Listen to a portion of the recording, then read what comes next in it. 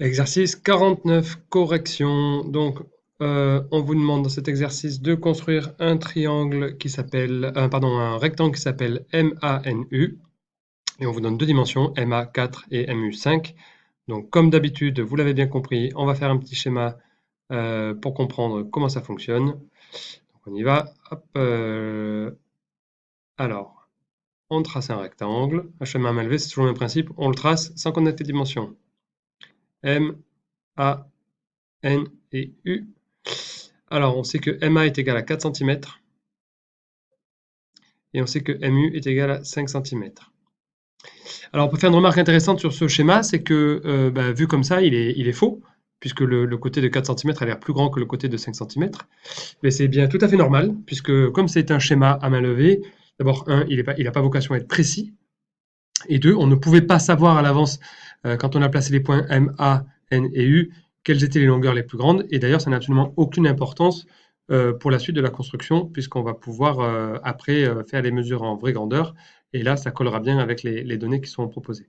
Donc, je vais juste rajouter le codage ici pour qu'on se rappelle les propriétés du rectangle dont on pourrait avoir besoin. 4 angles droits, des côtés égaux ici et ici, et puis enfin ici et ici, les longueurs et puis les largeurs. C'est parti, donc on va commencer par tracer le côté MA, donc de 4 cm.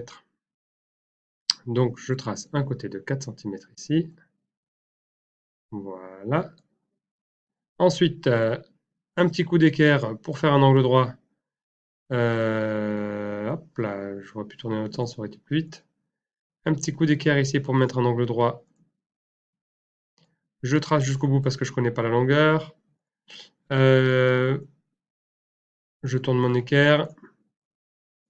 Je la replace correctement le long de mon côté, qui est ici. Voilà. Et je trace à nouveau le côté qui m'intéresse avec mon angle droit ici. Alors ensuite, je vais prendre ma règle. J'allais dire mon règle, mais c'est ma règle. Voilà. 4 cm. Je vais faire un petit point pour... pardon, pas 4, mais 5 cm.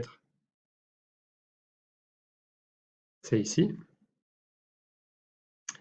Et je peux faire la même chose ici. 5 cm. C'est ici.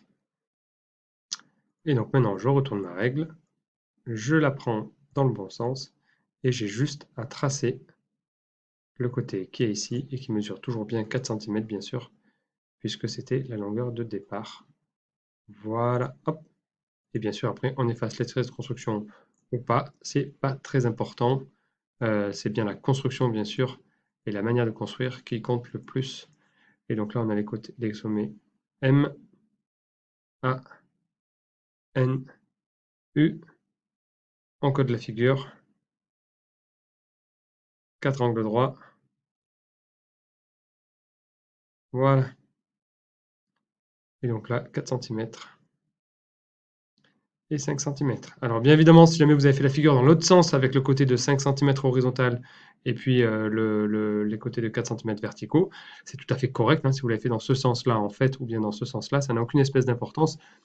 L'important étant bien entendu que la construction soit bonne. Voilà donc pour l'exercice numéro 49.